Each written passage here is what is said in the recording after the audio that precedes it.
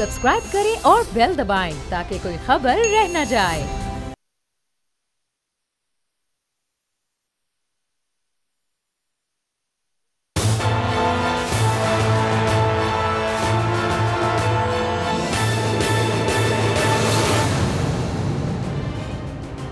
अस्सलाम वालेकुम नाज़रीन, मैं हूं समी इब्राहिम और आप देख रहे हैं प्रोग्राम तजिया।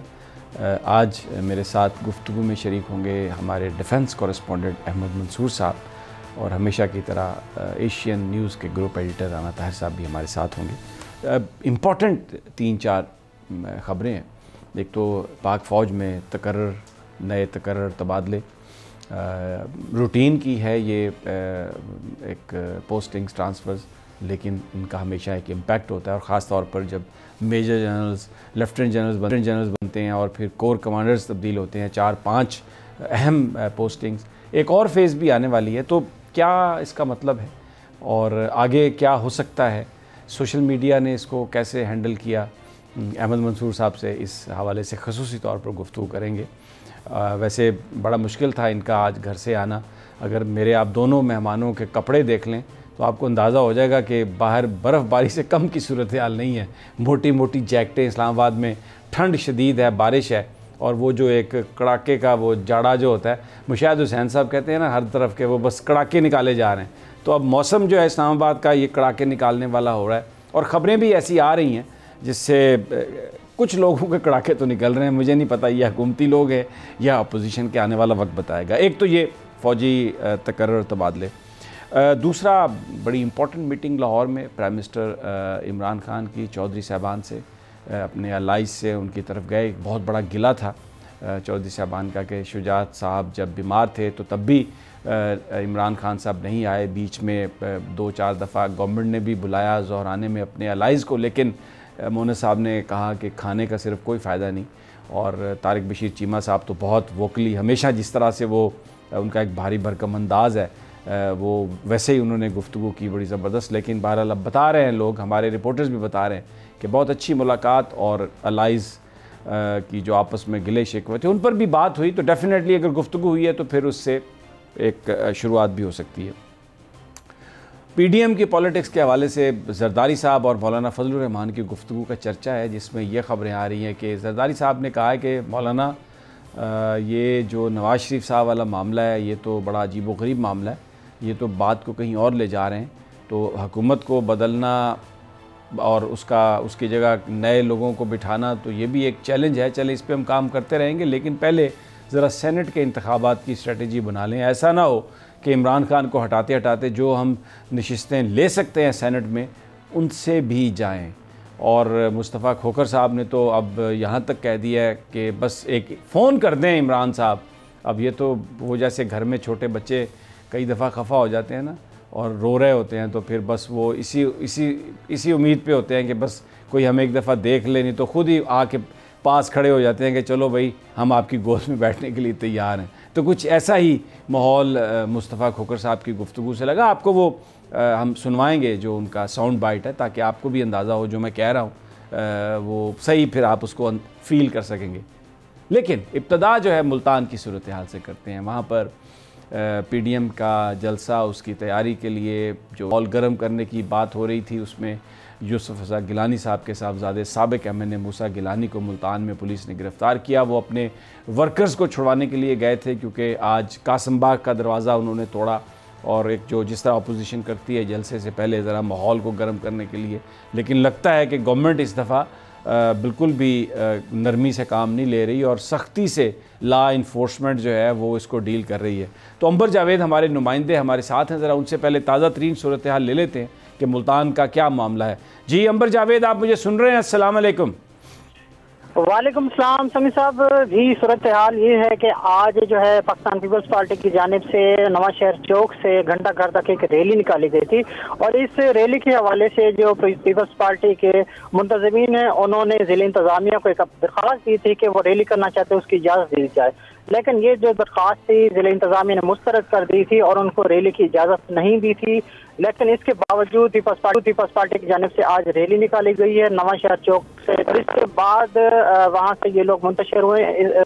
तो इस रैली निकालने के इल्जाम में और जो रास्ते में पुलिस की जानिब से, इंतजामिया की जानिब से बैरियर लगाए गए थे, उनको तोड़ने के इल्जाम में सैयद यूसुफ रज़ा गिलानी के 4 साहिबजादों समेत 50 अफराद के खिलाफ थाना चेलियट में मुकदमा दर्ज किया गया है।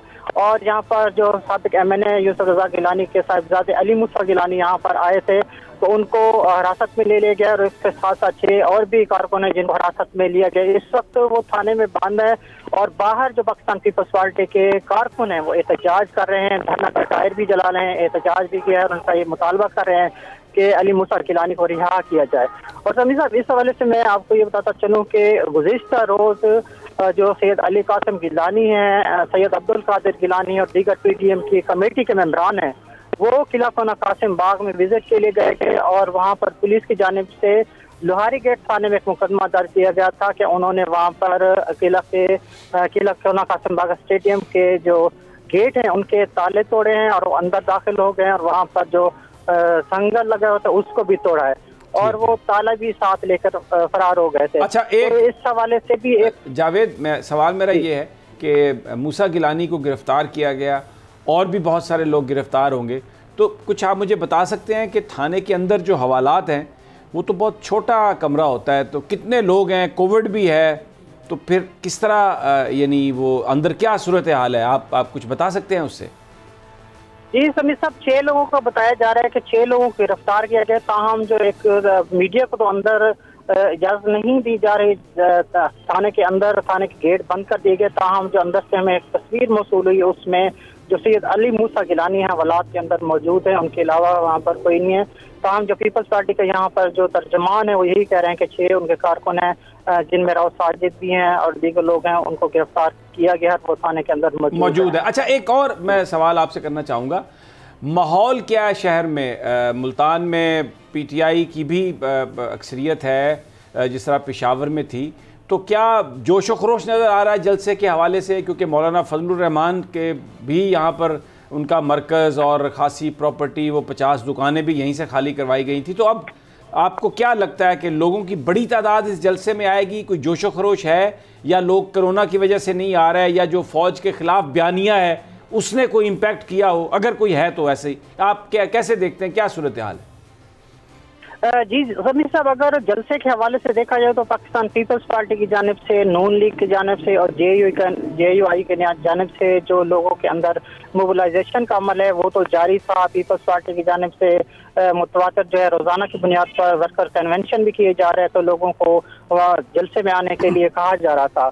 लेकिन ये एक सिलसिला चल रहा था, लेकिन गुज़िश्ता रोज़ जो मुकदमा दर्ज हुआ है उसके बाद आज जो गिरफ्तारी हुई है, मुकदमा दर्ज, उसके बाद हालात जो है वो कशीदा हो रहा है। शहर में हलचल की फजा कायम हुई है। एक आदत कोरोना की वजह से एक शहर में डर मौजूद है, लोगों के अंदर खौफ भी मौजूद है कि लोग जो है ना इतनी तादाद में जलसे में शायद पार्टिसिपेट ना करें। लेकिन चूंकि पीपल्स पार्टी का यौम तासीस है तो यही बताया जा रहा है कि जो सिंध से काफिले बड़ी तादाद में यहाँ पर पहुँचने हैं, तो उसकी वजह से ये कहा जा सकता है या एक अंदाजा किया जा सकता है कि जो किला खाना कासिम बाग का स्टेडियम है, अगर वहाँ पर जलसा होता है तो वो ये जलसा भरने में कामयाब हो सकते हैं। अच्छा, एक ये बताइए कि जो रैली थी पीपल्स पार्टी की, वो कितने बड़ी रैली थी? सिर्फ वर्कर्स थे या लोगों की पार्टिसिपेशन थी? क्योंकि उससे भी अंदाज़ा हो सकता है कि कितने लोगों की पार्टिसिपेशन। अगर कोई 200-400 या 1000 आदमी थे तो फिर तो वो कोई बहुत बड़ी रैली नहीं थी।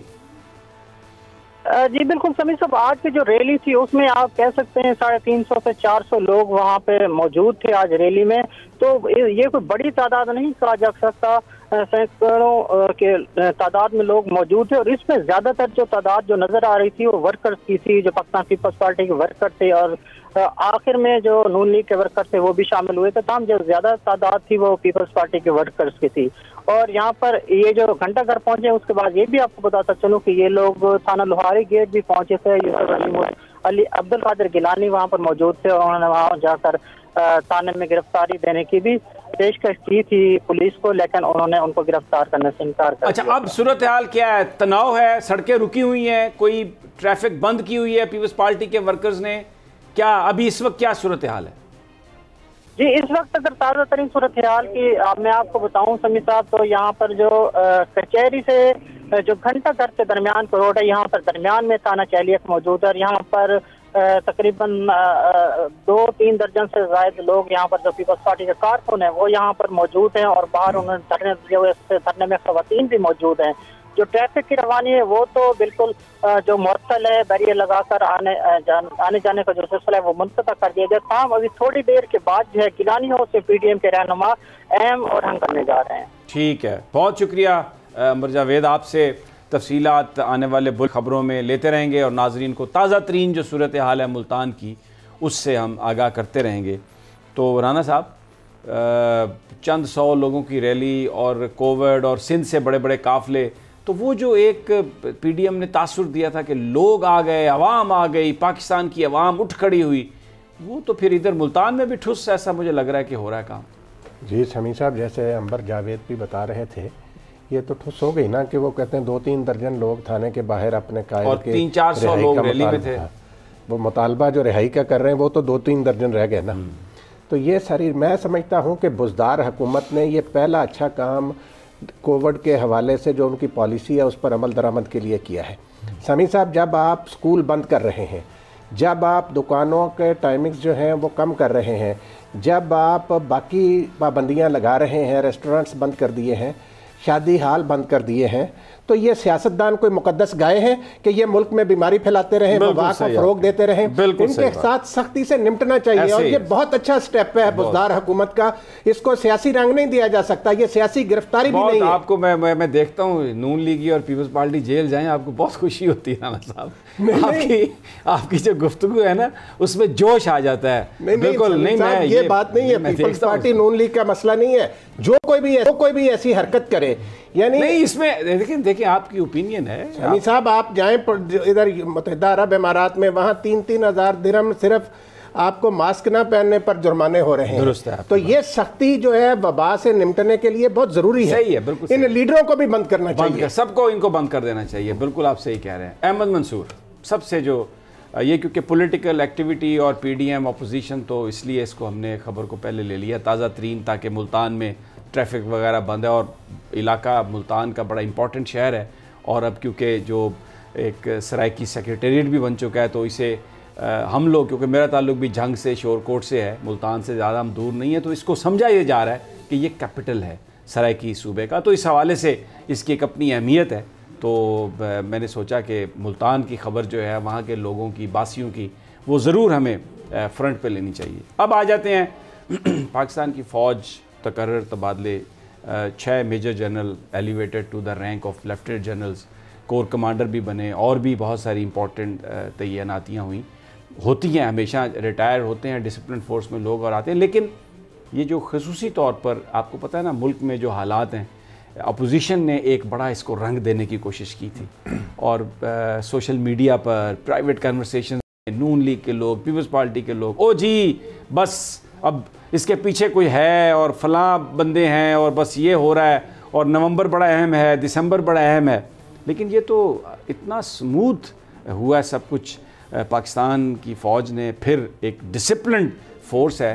तो आप क्योंकि डिफेंस को कवर करते हैं, आप बताइए सब कुछ ये क्या है, और ज़रा उस कॉन्टेक्स्ट में जो मैंने आपसे बात की है सोशल मीडिया की और ये जो स्पेकुलेशन थी, कंस्पिरेसी थ्योरीज थी। समी साहब, बिल्कुल जो कहते हैं ना कि पाक फ़ौज एक पेशा वराना और डिसिप्लिन जो फ़ौज है, एक जुमला है, लेकिन ये जो अभी प्रैक्टिस हुई है ये बेसिकली उसी को सपोर्ट करता है और बताते हैं कि क्यों पेशा वराना फ़ौज है। अभी जो 6 मेजर जनरल प्रमोट हुए हैं लेफ्टिनेंट जनरल, ये आज प्रमोट हुए और आज ही ये तय हो गया कि इनकी अब 4 साल की अगली जो बतौर लेफ्टिनेंट जनरल इनकी पोजीशन रहेगी और ये मुख्तलिफ अहम जो तैनाती हैं, जो फोर्स 3 स्टार ओहदे हैं, वहाँ पे ये अपना काम करेंगे। 4 साल बाद ये रिटायर हो जाएंगे। जो अभी 6 लेफ्टिनेंट जनरल, जिनमें 2 कोर कमांडर भी शामिल हैं, कराची के और मुल्तान के भी रिटायर हो रहे हैं आने वाले दिनों में, उनकी जगह ये लोग अपनी जो नए अफसर हैं जिम्मेदारियाँ लेंगे। उनका भी जब उनकी प्रमोशन हुई थी पता था कि इन दिनों में उन्होंने रिटायर होना है।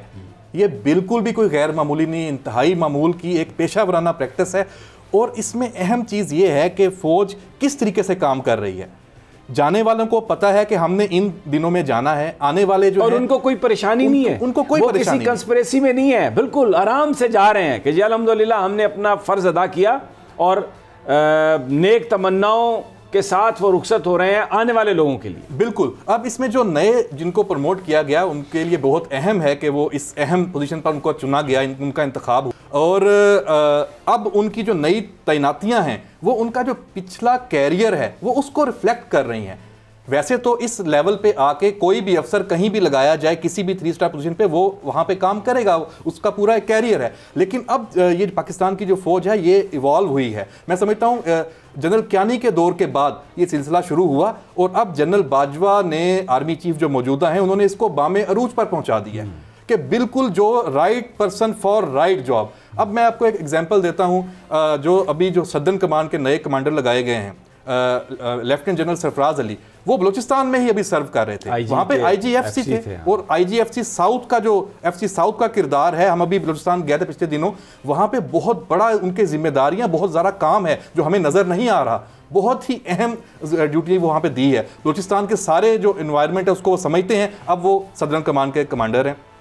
इसी तरह जो दीगर पोजीशंस पर हैं वो उनकी भी तैनातियां पता है कि वहां जनरल आसिफ गफूर हैं DGISPR के तौर पे। आपका भी बड़ा उनका ट्वीट दिखाएं, जबरदस्त। देखें, आसिफ गफूर साहब एक बहुत ही शफीक, मोहब्बत करने वाले और बड़े ठंडे दिल के, यानी जितना आप उन पर क्रिटिसिज्म कर लें लेकिन बोलते नहीं है, उनके चेहरे पे हमेशा एक मुस्कुराहट रहती है। उन्होंने अपना जो ट्विटर अकाउंट है उस पर उन्होंने अल्हम्दुलिल्लाह और वो सारा एक अपने अंदाज में, क्योंकि ज़ाहिर है कम्युनिकेशन के वो मास्टर थे, तो वो जिस तरह से उन्होंने आज इस बात को शुक्रिया भी अदा किया है, अपनी DP भी चेंज की है, तो मुझे देख के बड़ा अच्छा लगा है। अहमद मंसूर, ज़बरदस्त उन्होंने आज जो इसका इजहार किया अपने ट्विटर अकाउंट पे भी। बिल्कुल, और बिल्कुल एक यकता था, डिफरेंट था from the rest of the people. उनको वैसे बाकी अफसर जो हैं उस तरह उनको ये आज़ादी चूँकि हासिल नहीं है।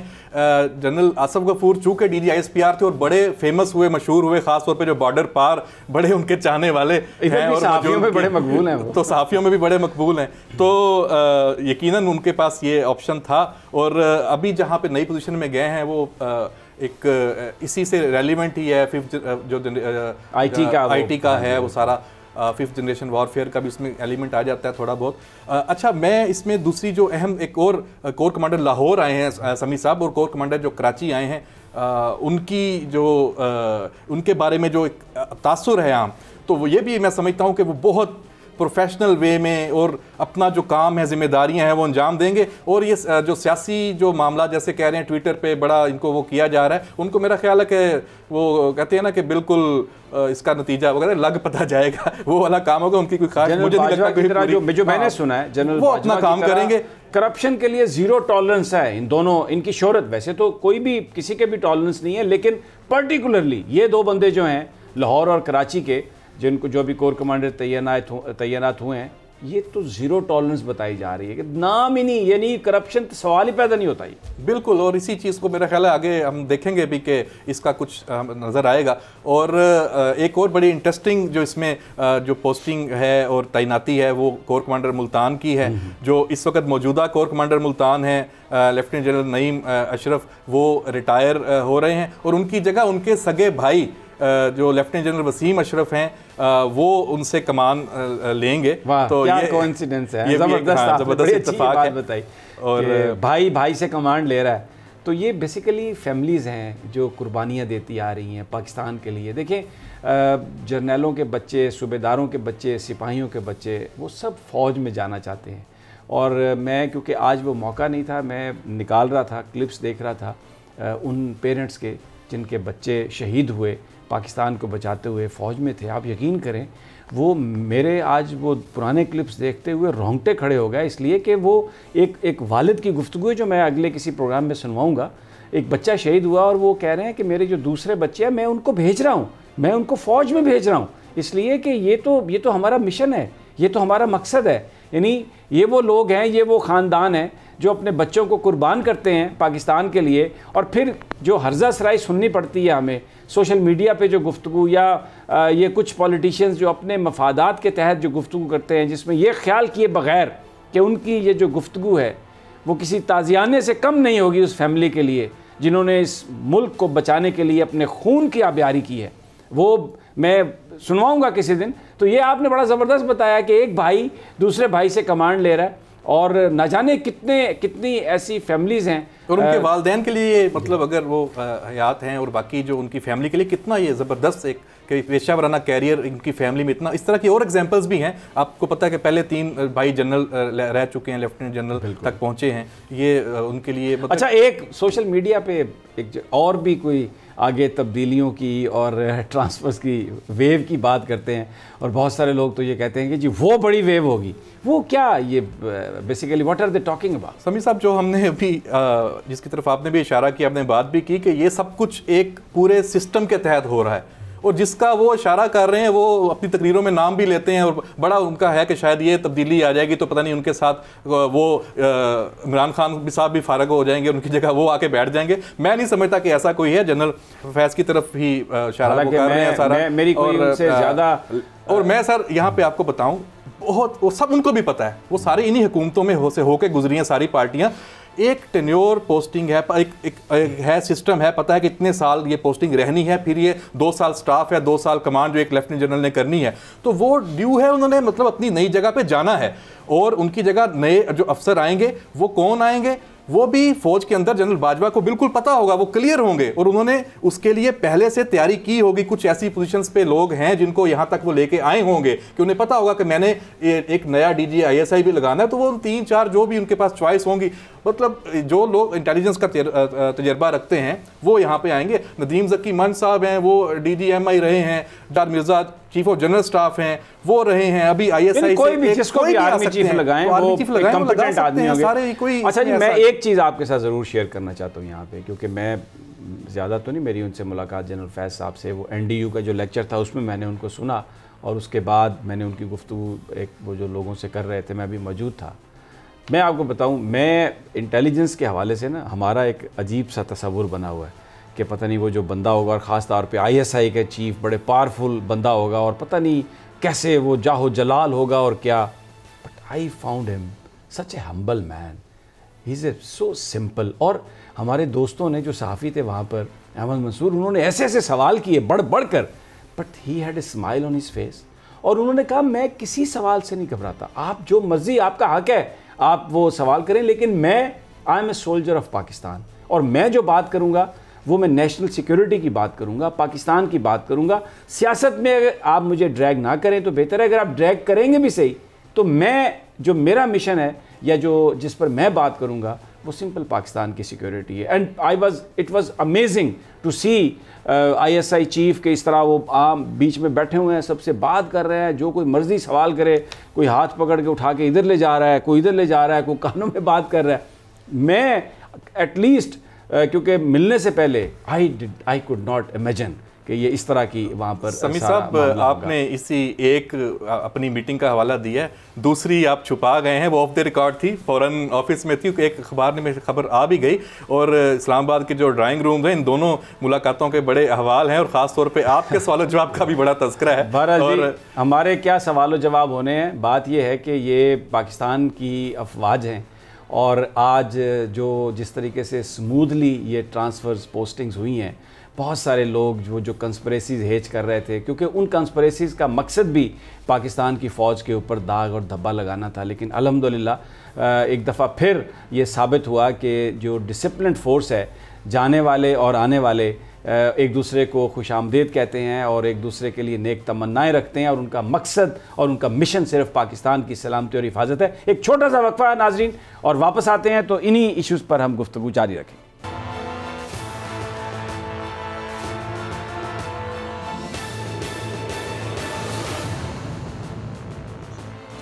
वेलकम बैक नाज़रीन।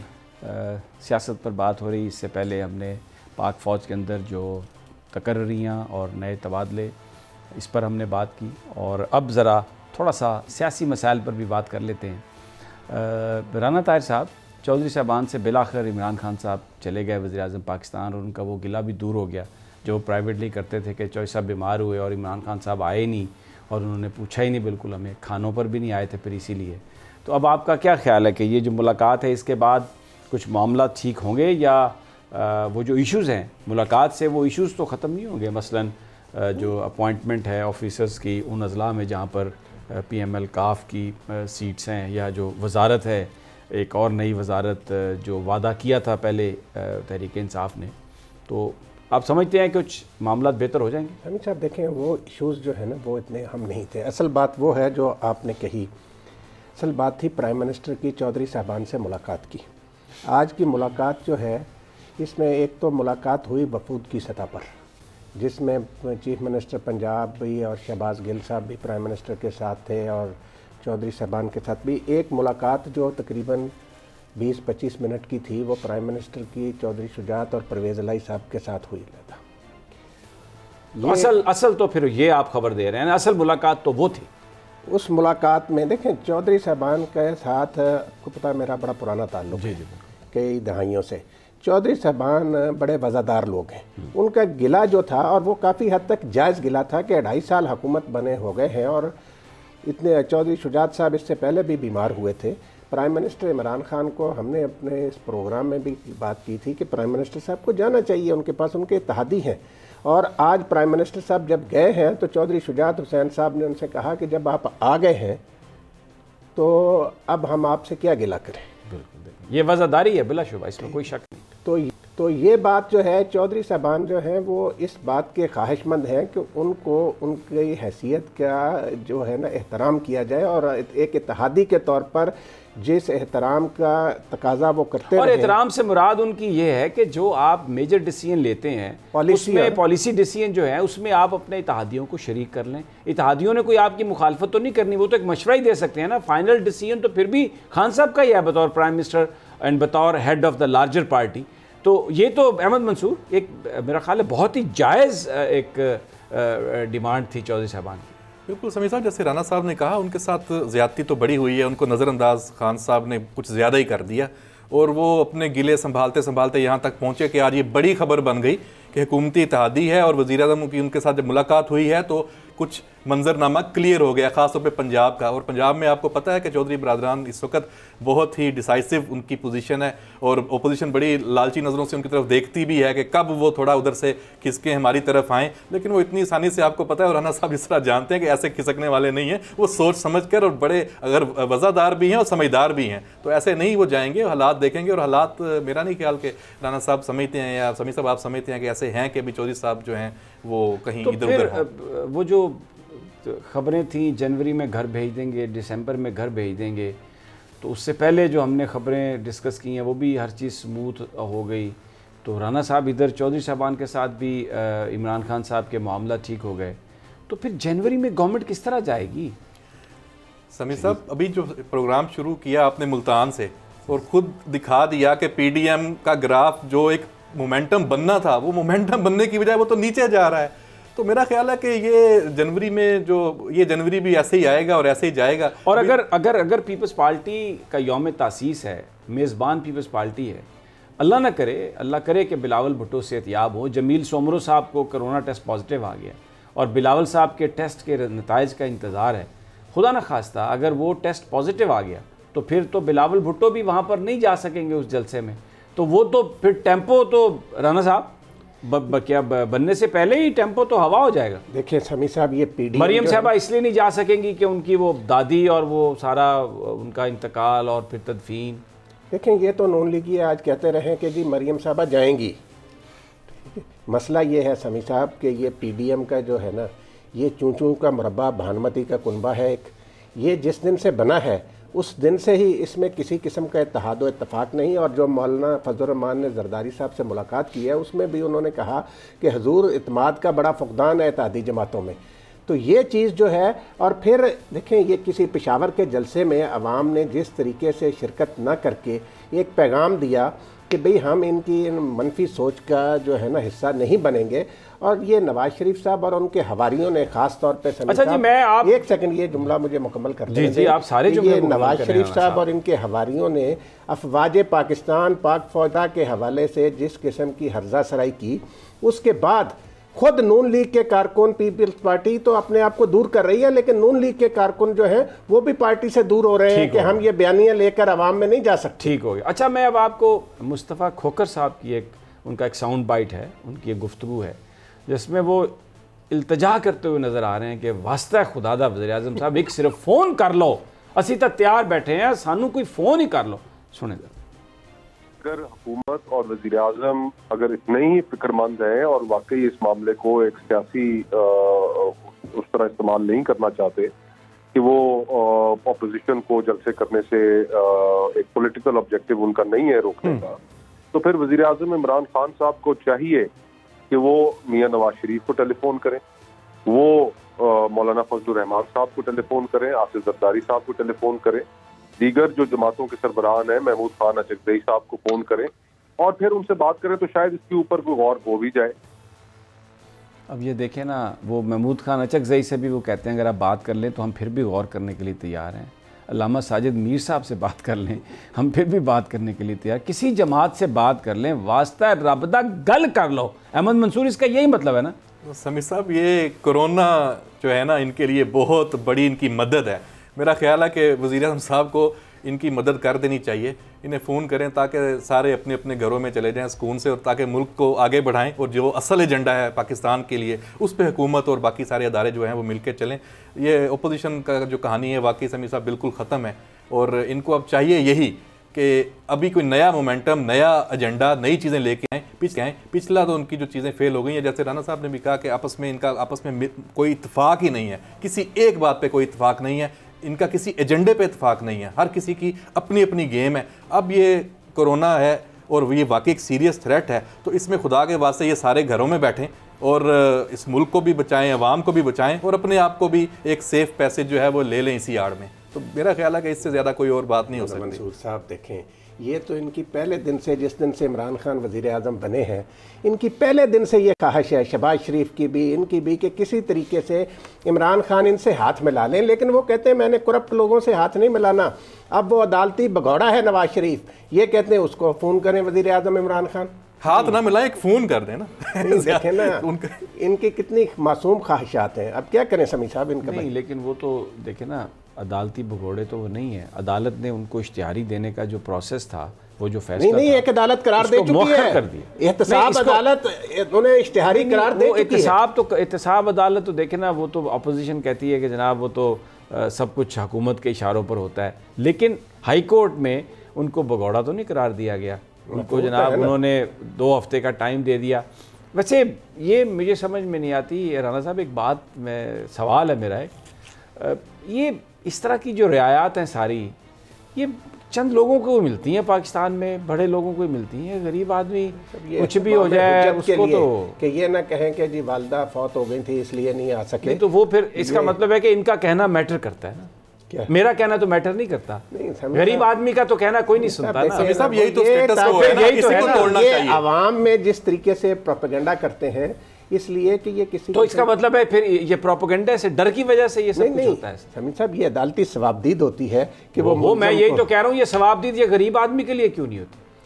मेरा सवाल है ये। नहीं होती है, खास तौर पे देखें हमारे जब से ये आला अदलिया, ये सारी रियायत, ये सारे मोहतरम जज साहबान हैं, उन्होंने गरीबों की भी सुनवाई बड़ी होती है समीर साहब। अच्छा जी, वो मुझे किसी गरीब का नाम बता, मुझे बात सुन लें, अब मेरे मुंह तक सुन मारे पूरी महफिल में, ठीक है, और टीवी पर इंटरव्यू दिया उन्होंने आके, उन्होंने कहा के पर्चा होना है। नहीं, ये तो मेरी बात सुन ले जरा, ये तो समीर साहब वज़ीर आज़म इमरान भाई खान सुन की ले, जिम्मेदारी तो मैं है। वज़ीर आज़म साहब का तो मैं मशकूर हूँ, इज़ वेरी काइंड, उन्होंने फ़ोन भी किया और उनसे तो हमारे को गिला ही नहीं है। लेकिन मुझे आप ये ज़रा निज़ाम की मैं बात कर रहा हूँ, तो आप कहते हैं जी कि वो सवाबदीदी, आपको भाई सुन ले, हम निज़ाम एक तो आप सुनते भी नहीं है ना, बहुत परेशान हो जाते हैं, आपको कोई नहीं नोटिस आता, फिक्र न करें।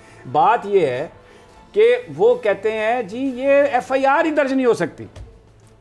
आपको पता है यहाँ पर MPA को लगा थप्पड़, उसकी मेंबरशिप ख़त्म हो गई, और इधर FIR मुझे ना सेशन कोर्ट ने दर्ज की, ना हाई कोर्ट ने दर्ज की, सुप्रीम कोर्ट केस लगा ही नहीं रही। अहमद मंसूर साहब और जनाब राना ताहिर साहब, मुझे पता है कि ये सेंसिटिव मामला, आप नहीं बोलेंगे। मामला ये भी है कि जिस तरीके से तो ये बड़े आदमियों के लिए तो बड़े इख्तियारात और बड़े सवाब मामला है, इसका देखें, इसका नोटिस लिया जाना चाहिए और इसमें कार्रवाई होनी चाहिए। ये जो है ना, इसमें कोई दो राय नहीं है, किसी बंदे को ये हक नहीं दिया जा सकता मतलब कि वो किसी को थप्पड़ मारे और उसके खिलाफ FIR दर्ज ना हो। लाहौर हाई कोर्ट ने ये फैसले में कहा कि जनाब ये थप्पड़ मारना कोई ऐसा जुर्म नहीं है कि जिस पर FIR दर्ज हो। तो फिर अब मैं तो इससे ज्यादा मैं कोई अदालतों का हमें इतराम है भाई। आपके साथ अगर इंसाफ कहीं से नहीं हुआ, लेकिन अल्लाह का इंसाफ हो गया। सुना है आइसोलेट हुए हैं, वो भी तरले कर रहे हैं कि वज़ीर आज़म उनको फोन करें, उनसे बैठें। अल्लाह ताला उन्हें सेहत दे। मैं देखिए, मैं ये कोई ऐसी बात नहीं है। मेरे जब वालिद साहब अल्लाह को प्यारे हुए तो उन्होंने ट्वीट भी किया और मैं उनका मशकूर हूँ इस हवाले से। लेकिन ये बात असूल की है। अब ये मैं इसको कोई ज़ाती झगड़ा समझता ही नहीं हूँ, मैं दयानतदारी से आपको बता रहा हूँ। बात यह है कि आप किसी भरी महफिल में किसी सहाफ़ी को इसलिए अगर आप थप्पड़ मारते हैं विदाउट एनी प्रोवोकेशन, किसी आर्गुमेंट के बगैर कि तुम ये चीज़ छाप रहे हो, तुम ये चीज़ कर रहे हो, मेरा ख्याल है कि अगर इसको ना रोकने की कोशिश की गई तो फिर ये हर एक के साथ होगा ऐसा, और कई जगह हो भी रहा है। तो बननी चाहिए। मैं तो ये बात इसलिए कर रहा हूँ कि ये जो सारे सवाबदीदी इख्तियारात हैं, ये जो सारे मामलात हैं, ये बस ख़ास लोगों के लिए हैं। अब मैं देखिए, मैं एक बात कर रहा हूँ कानून की। FIR अगर दर्ज हो भी जाए तो ये कोई खुदा ना खास्ता आगे कोई ये तो नहीं है कि किसी बंदे ने को उम्र कैद हो जानी है या कोई फांसी लग जाना, ये नहीं है। बट जो सही बात है वो होनी चाहिए ना।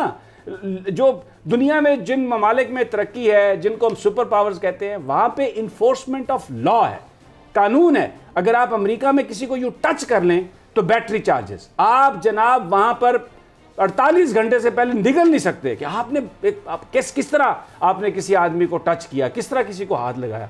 यहाँ पर आपने धैक सुन दिया और उसके बाद टीवी पर आपने कहा कि हो ही नहीं सकता। बिल्कुल हक है, बिल्कुल नहीं। इस सिलसिले में मंसूर साहब FIR भी दर्ज होनी चाहिए, ये बहुत ज़रूरी है। देखें, इस तरीके से अगर ये बात हो जाए कि ये कहा जाए कि जिसका दिल करे जिसको भरी महफिल में थप्पड़ मार दे और उस पर कोई कार्रवाई नहीं होगी, तो इससे तो अजीबोगरीब किस्म की अनारकी। यहाँ पर एक छोटा सा वक्फा, और ये मैं क्योंकि एक इशू नहीं है, ये बेसिकली एक इशू है एनफोर्समेंट ऑफ लॉ का, इसलिए मैंने इसका जिक्र किया। और अब यहाँ पर हम एक छोटा सा वक्फा लेते हैं और जब वापस आते हैं तो आपको मैं एक दो वीडियो ज़रूर दिखाऊंगा जिसमें ये है कि बख्तावर भुट्टो साहबा की मंगनी की जो तकरीबात हैं उनका आगाज़ हो चुका है। तो वो भी देखेंगे कि वहाँ पर शायद सारे ही कोरोना के बगैर हैं, इसलिए किसी ने मास्क नहीं पहने हुए, क्योंकि वो तो कहते हैं कोरोना का अगर टेस्ट नेगेटिव आपके हाथ में नहीं है तो आपको बिलावल हाउस में हम घुसने नहीं देंगे। जलसा गाह में आप आएँ, वहाँ पर बिल्कुल कोई परवाह नहीं है। सब कुछ एक छोटे से वक्फे के बाद।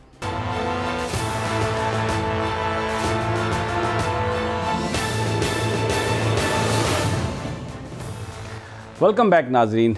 सियासी सूरत हाल पर बात हुई, फ़ौज में जो तकर्रियाँ तबादले उन पर बात हुई, PDM पर भी बात हुई, कोरोना पर भी बात हुई, और भी जो हमारा निज़ाम है जिसमें ख़ास लोगों के लिए बड़ा ख़ास एटीट्यूड है उसकी भी हमने बात की। अब मैं आपको एक फ़ुटेज दिखाना चाहता हूँ। ये भी एक ख़ास शादी है, मंगनी हो रही है बख्तावर भुट्टो साहबा की, और रिपोर्टेडली ये जो वीडियो है ये उनकी जो तकरीबात हैं मंगनी की उसकी है। होती हैं ये सोशल तकरीबात, लेकिन ये मैं दिखाना इसलिए चाहता हूँ कि पाकिस्तान में बहुत सारे लोग हैं जो एक वक्त की रोटी के लिए तरसते हैं, जिनके बच्चों के पास पीने के लिए दूध नहीं है, और ये बहुत सख्त मौसम है इस्लामाबाद में। कच्ची आबादियों में न जाने कितने लोग होंगे जिनके सरों पर छत भी नहीं है। लेकिन एक हमारा तबका है जो इस मुल्क पर हुक्मरानी कर रहा है और इन्हीं लोगों के नाम पर हुक्मरानी करता रहा है। उनके यहाँ खुशी शादी उसका मकसद कुछ और होता है। गरीब के यहाँ जब शादी हो रही होती है तो उसकी परेशानियों का आलम वो सिर्फ बाप ही जानता है जिसने अपनी बेटी को रुखसत करना होता है। लेकिन मैं आपको ये वीडियो दिखाना चाहता हूँ। देखिए, भुट्टो ख़ानदान के साथ बहुत प्यार है लोगों का, और मैं ये किसी बैड टेस्ट में, ये एक रियलिटी है जो ये मैं दिखाना चाहता हूँ। मैं कोई खुदा न खास्ता, ना ये कोई प्रोपेगेंडा है, ना मैं कोई किसी की हर्जा सराई कर रहा हूँ, ना कोई तज़हीक मकसूद है, लेकिन खुदा ताला ऐसी खुशियाँ सबको नसीब करे। अब ये आप देखें और फिर आप ख़ुद ही फ़ैसला करें। सुनवाएं जी, दिखाएं ये जो तकरीब है खुशी की, बख्तावर भुट्टो साहबा की मंगनी की ये फुटेज है रिपोर्टेडली। और भी इसके क्लिप्स हैं। मंसूर साहब, आपने भी देखा, ये आपका तो दिल कर रहा होगा कि आप भी चले जाएं इस फंक्शन में, आपको भी इनविटेशन की ज़रूरत होगी। लेकिन एक बात, मंगनी की तकरीब में कोई बंदा शरीक नहीं हो सकता अगर उसके पास कोविड का नेगेटिव टेस्ट, उसकी रिपोर्ट नहीं है। तो यहाँ पर तो सब बंदे बग़ैर मास्क के मुझे नज़र आए, तो शायद ये भी वही लोग होंगे जो कोविड की उसके बग़ैर हैं। और मैं फिर ये बात कह रहा हूँ कि रिपोर्टेडली ये वहाँ की उनकी बिलावल हाउस की तकरीब है। तो आप भी जाना चाहते हैं? समी साहब बिल्कुल, और पीपल्स पार्टी के फंक्शंस में तो बतौर जर्नलिस्ट भी जाते रहे हैं, और वैसे भी राणा साहब जानते हैं एक सोशल, और अगर किसी ने भाभी को फोन करके बता दिया तो फिर आप क्या कहेंगे कि मैं कहाँ था? कोई बहाना लगा लेंगे। अच्छा राणा साहब, बहाने की नौबत आ जाएगी। नहीं समी साहब, देखें बात ये है भाईजान, पहली बात तो ये है कि मंगनी की तकरीब तो अभी होनी है ना। ये इब्तदाई जो फंक्शन शुरू हो जाता है और खुशी है बड़े अरसे के बाद, और मोहतरमा की शहादत के बाद, बड़े अरसे के बाद ये उनके घर, और हम सब we wish Bakhtawar best of luck, और बिलावल को भी कि अल्लाह करे कि उन्हें कोरोना ना हो और वो अपनी बहन की इन तकरीबात में खुशियों में शरीक हो सके। हम तो we are saying it in a good faith, खुदा ना खास्ता कोई तज़ीक बिल्कुल मकसद नहीं है। लेकिन राना साहब, मुआशरती जो तकसीम है, जो गरीब आदमी है, जब वो इस तरह के फंक्शंस देखता है, सुनता है, ये बड़े बड़े घर, ये बड़ी बड़ी गाड़ियाँ, और हर शख्स अपने बच्चे के लिए अच्छा ही सोचता है, उसको अच्छा खाना देना चाहता है, अच्छी तालीम देना चाहता है, अच्छी जगह रहना चाहता है, अपनी बेटी की अच्छी जगह शादी करना चाहता है, क्या गुजरती है उनके दिलों पर? समी साहब देखें, बात यह है कि बिल्कुल आपने सही बात की है कि हर आदमी की ये ख्वाहिश होती है कि वो अपनी बच्ची को अच्छे तरीके से रुखसत करे, और इस किस्म की तकरीबात जो है अगर आपने ये देखें, हमारे मुल्क में जो कवानीन भी बने हुए हैं उन पर भी अमल दरामद जो है वो ऐसे ही होता है कि एक तरफ तो हमने शादी के खानों के हवाले से कवानीन बनाए हुए हैं, दूसरी तरफ ये इस तरह की तकरीबात जो हैं उन पर कितने अखराजात होते हैं, क्या होता है, कभी कानून ने ये नहीं देखा। तो कानून वाक़तन जब तक आप सही, या तो ऐसे कवानीन को ख़त्म कर दें, ठीक है भाई, जिसका जो दिल करे, जितनी किसी में इस्तात है वो उसके मुताबिक करता रहे, लेकिन जब आप एक आम आदमी का फंक्शन हो रहा हो, उसने एक की बजाय 2 डिशें लगा दी हों तो पुलिस छापा मारकर दूल्हा को गिरफ़्तार करके ले जाती है, तो दूसरी तरफ आप बड़े बड़े घरों पर किसी किस्म की कोई पाबंदी ना लगाएं, तो ये समी साहब, ये दो अमली जो है ना, ये नहीं होनी चाहिए किसी भी सूरत में। मंसूर? बिल्कुल समी साहब, और ख़ास तौर पे देखें इसका बड़ा इम्पैक्ट पड़ता है, मतलब जो जिस तरह की हमारी सोसाइटी है और सारा भी सोशल मीडिया पे तस्वीरें आएँ और बाकी चीज़ें, तो लोग एहसास कमतरी का शिकार होते हैं। मैं ये बात भी एक शादी देखें आप, हमें भी ये मुख्तलिफ व्हाट्सएप ग्रुप्स में से एक शादी अभी हाल ही में बड़ी डिस्कस हो रही है जिसमें FBI ने भी नोटिस लिया कि उसमें करोड़ों रुपए लगे, 2 अरब रुपए की। अच्छा, गुजरांवाला में जो हुई थी, हाँ गुजरांवाला और लाहौर में हुई, लेकिन उसमें भी बाद में मौलाना तारिक जमील साहब का नाम आया कि उन्होंने 10 लाख रुपए लिए हैं। मेरी खुद मौलाना तारिक जमील साहब से बात हुई तो उन्होंने कहा मैंने तो कोई पैसा नहीं लिया। तो फिर वो जो गौहर एजाज साहब हैं उनका भी नाम आया, आपटमा के साबिक सदर, कि जनाब वो जो इवेंट मैनेजमेंट कंपनी थी वो भी उनकी है और वो जो क्लब है वो भी उनका है। वो पता चला बाद में कि जी वो FBI ने जो रिपोर्ट दी है उसमें जो ओनरशिप है वो गलत है, उसमें गौहर एजाज साहब का बिल्कुल कोई नाम ही नहीं है। तकरीब तो हुई, खर्चा हुआ, लेकिन जो असल करैक्टर थे खर्चा करने वाले वो कोई और हैं, लेकिन जिनके नाम आ गए राना साहब वो कोई और थे। ये भी ना पता चले समी साहब कि ये तकरीब भी बिलावल हाउस की नहीं थी, कहीं और की थी, सोशल मीडिया पे किसी अब ये तो सोशल मीडिया नहीं, ये मुख्तलिफ हमने जो व्हाट्सएप ग्रुप्स हैं उनमें से उठाई है और बड़े खास उनके करीबी लोग हैं। अब अगर उनके करीबी लोग ये फैला रहे हैं तो फिर मैं एक जुमला कहूंगा, मंगनी की तकरीब तो होनी है ना। हाँ बिल्कुल। तो उसमें लीडरशिप को चाहिए कि अवाम को मैसेज दें, कोरोना के जो हिफाज़ती तदाबीर हैं वो वहाँ पे नजर आनी चाहिए। और एक बात मैं कहूँ, वो तो कह दिया सर्टिफिकेट लेके आओ, लेकिन अमल देखें, अगर ये वीडियो है तो फिर अमल तो ना हो, तो अमल की जरूरत नहीं, साथ जलसे कर रहे हैं, मतलब देखें। राना साहब मैं एक बात कहूँगा कि जो बड़े ख़ानदान होते हैं, यानी जो बिलावल भुट्टो साहब हैं या जरदारी साहब हैं, पूरे पाकिस्तान पूरी दुनिया को पता है कि वो बहुत अमीर तरीन लोग हैं, लेकिन अगर वो शादी सादगी से करेंगे, इंतहाई सादगी से अगर करेंगे, तो एक तो वो सुन्नत नबवी पर अमल करेंगे और दूसरा पूरे पाकिस्तान में ये मैसेज जाएगा कि जिस तरह अल्लाह ताला फरमाते हैं कि रोज़ा रखो ताकि तुम्हें गरीब की भूख का एहसास हो, अगर वो सादगी से अपनी बच्ची को रुखसत करेंगे तो फिर एक चीज़ को वो एक्सपीरियंस भी करेंगे कि किस तरीके से जब बहुत ज़्यादा तय्युश नहीं होता, बहुत ज़्यादा तकल्लुफ़ नहीं होता, तो किस तरीके से आप अपनी बच्ची को रुखसत करते हैं। और जो देखने वाला है वो भी, उसके भी जो ज़ख्म है उन पर भी तो राना साहब मरहम आप रखेंगे। वो जो गरीब तबका तरस रहा है बेचारा, जो है ना, अगर सादगी से हो तो सुन्नत नबवी नहीं है ये। बिल्कुल सही कह रहे हैं आप। लीडर जो होते हैं ना समी साहब, उनकी ज़िंदगी जो होती है आवाम उसको देखते हैं, उसको अपनाते हैं। और जुल्फ़िकार अली भुट्टो जो हैं वो अपनी ज़िंदगी में उन्होंने गरीबों की बात की, गरीबों के साथ रहे और उनके जो ताल्लुकात थे पार्टी वर्कर्स के साथ, वो उसमें बिल्कुल कुछ ख्याल नहीं करते थे। और फिर जेल की कोठरी में जिस तरह से उन्होंने जान दी पाकिस्तान के लिए, फिर इसी तरह मोहतरमा बेनज़ीर भुट्टो ने उनकी जो कुर्बानी है पाकिस्तान के लिए बेमिसाल है। तो अब बिलावल उनके खून है, तो अगर ये शादी हो रही है, अगर वो सादगी से करेंगे, पूरी दुनिया को दिखाएंगे कि this is what we are, मेरा तो ख्याल है ये भुट्टो साहब अच्छा का तो मैसेज आपको पता है कि उन्होंने तो हालांकि वो वेस्ट में रहे थे इतना अरसा, पढ़े भी वहाँ, फिर पाकिस्तान में वज़ीर ख़ारजा भी रहे, मुख्तलिफ और पोजीशनों पर भी रहे, लेकिन जब वो वज़ीर आज़म बने तो उन्होंने अवामी सूट मुतारफ़ कराया। बिल्कुल मुतारफ़ कराया, ठीक है। वो एक सादा अवामी सूट पहनते थे जिसको लोगों ने, देखें लीडर जो होता है लोग उसको फॉलो करते हैं। आपने सही कहा कि जरदारी साहब को अपने कारकुनों के लिए एक मिसाल बनानी चाहिए। उनके अब सबको पता है कि उनको अल्लाह ताला ने हर चीज़ दी है। अगर वो सादगी से करेंगे तो इसका ये मतलब नहीं है कि उनके पास खुदा न खास्ता कोई दिखाने के लिए चीज़ नहीं है। सादगी से करने का मतलब यह है कि ये दरख्त बहुत ज़्यादा फलदार है, इसलिए झुका हुआ है, अल्लाह के सामने आजिज़ी इख्तियार कर रहा है। बहरहाल दोस्तों साथियों, इजाज़त दें, हमें इंशाअल्लाह कल फिर मुलाकात होगी प्रोग्राम तज्जिया में। तब तक अपना और अपने साथियों का ख्याल रखिएगा। अल्लाह ने के